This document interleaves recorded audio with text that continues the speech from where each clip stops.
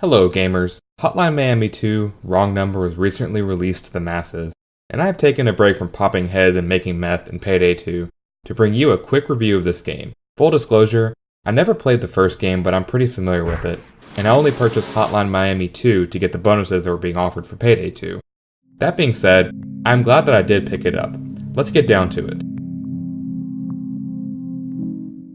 Developed by Donation Games and published by Devolver Digital, Hotline Miami 2 Wrong Number is a sequel to the very successful Hotline Miami. The game's story is a little confusing, and I'll be honest, I had to look it up online to understand it a little bit better. You play as a whole slew of characters in Hotline Miami, and each character has a different mask or has a different little trait that makes him handle or act just a little bit different than other ones. At the end of Hotline Miami, the character Jacket was captured and is seen on trial in Hotline Miami 2. This plays a relatively small part in Hotline Miami 2, because the focus isn't on Jacket, but rather a whole bunch of different characters. In Hotline Miami 2, the narrative constantly shifts between different time periods, and it can be a little bit confusing to keep up with. You play as characters such as Martin, also known as the Pig Butcher, starting out filming violent snuff films and then going on to TV and giving an interview that, quite frankly, is so bizarre that Tom Cruise's couch jumping antics look suddenly pretty normal.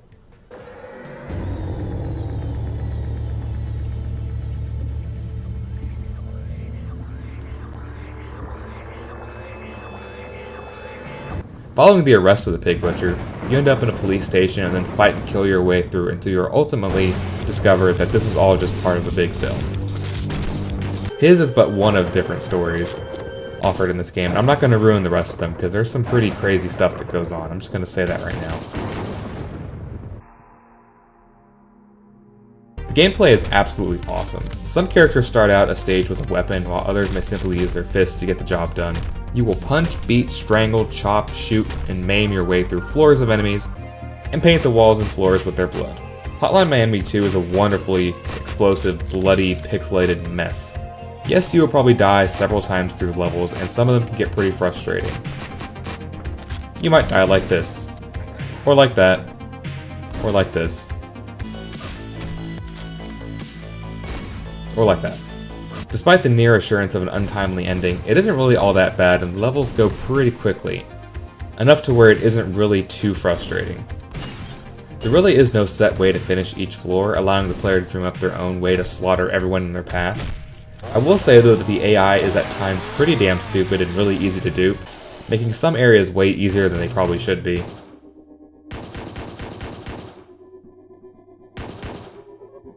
Hotline Miami 2 Wrong Number has a great soundtrack that keeps you engrossed and keeps up with your movements. This isn't your mama's slow dance. The fast-paced electronic beats will never lag behind your merciless slaughter through each stage.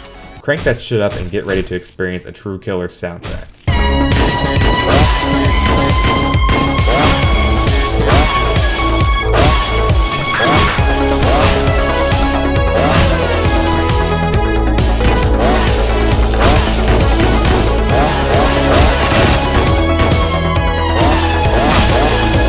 Overall, the game is really entertaining but a little bit short. Donation Games has said that a map editor is going to be released for this game. I couldn't find any information from Donation Games that specifically said that there would be Steam Workshop support, but I would guess that a map editor being released along with Steam Workshop integration would make a lot of sense. At any rate, a map editor is coming, which should inject a healthy amount of life into this game and allow you to create levels for the gamer masses to play and enjoy. If you're looking for a game that is a little bit different, extremely bloody, and fast-paced with great music, and you really like the pixel style, then Hotline Miami 2 Wrong Number is probably a good game for you to pick up. If you live in Australia, the game is currently banned and you can't do that. Sorry. But Donation Games has suggested that you guys just pirate it. But that is only for Aussies. Everyone else better just buy this. Don't be pirating that shit, cheap motherfuckers. The base game currently costs $14.99 on Steam, and at that price I would probably say that it's worth it. The Digital Deluxe Edition costs $19.99 and features some crossover content for the game Payday 2. This is the only reason I purchased this game in the first place, and judging from my friends list, I'm not the only one who did this. But since I have it, I do like it. If you have a backlog of games or even the slightest doubt about the game, wait for a sale.